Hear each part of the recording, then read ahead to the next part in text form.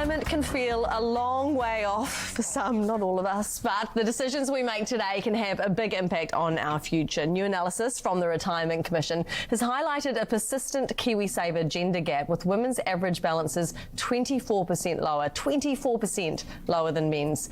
Funds Robyn Conway is here to explain what's behind the gap and the practical steps that we can take to close it. Welcome, Robyn. Morena.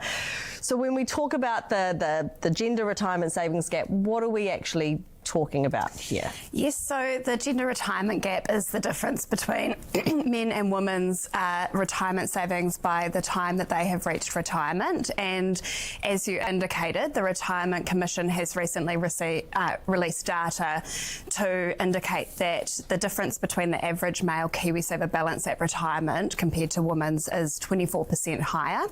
Now, this really matters because at the end of the day, that retirement money gives people choices, and it also provides financial security and stability when we are in retirement.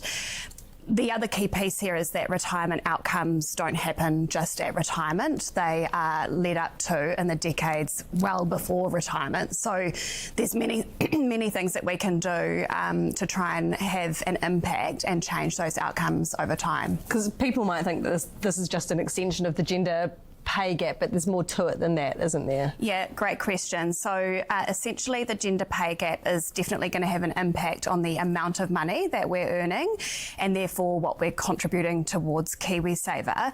But there are many other circumstances that can factor in here. So what we do know is that the current system works really well for a linear career. As you know, women don't often have linear careers, so we take plenty of time out of our savings and careers, savings journeys and careers to have caregiving breaks. We might also go back to work in a part-time capacity.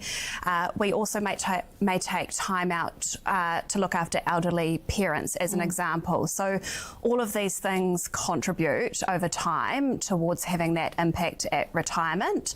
When you couple that with the likes of potentially lower lifetime earnings through the gender pay gap, then this starts to translate directly into those poorer retirement outcomes. Okay, and so for people watching at home, what are some practical steps they can take no matter where they are on that kind of professional or retirement trajectory? Yes. So one of the simplest ways that people can make a difference is to remain engaged. So there's many people who are not really taking an active place in their investing journey. So that's the first piece.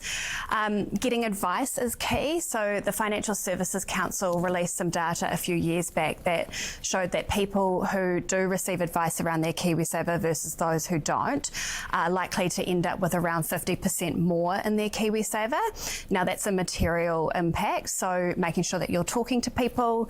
A good example would be if you purchased your first home, you've all of a sudden got a lot of mortgage payments going out, you've got bills to pay that you didn't have beforehand, making sure that you can keep contributing to KiwiSaver and what that might look like, checking in to make sure that you're in the right type of fund.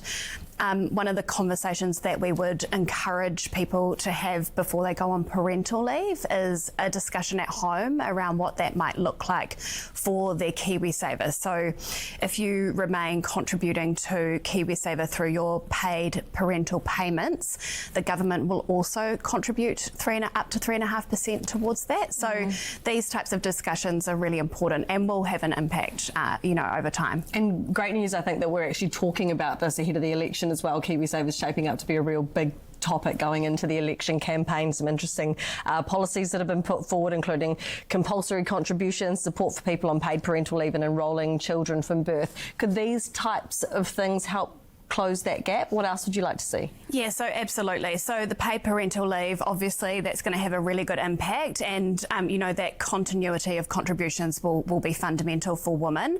The baby boost there's so many positive pieces here with that. Having all children starting out on an equal footing from an investment perspective is really positive, and ultimately, I think that type of initiative will encourage more New Zealanders to start thinking about investing at an earlier age, which will definitely have an impact. So, like you say, it's positive to see that we're tackling some of these retirement issues and that there's so many, policy makers who are talking about KiwiSaver. That's definitely something that we're pleased to see. Just making it front of mind for us as well, eh? Yeah, Thank you very much absolutely. for coming in. Robyn Conway, kia ora from Fisher Funds. Have a lovely long weekend.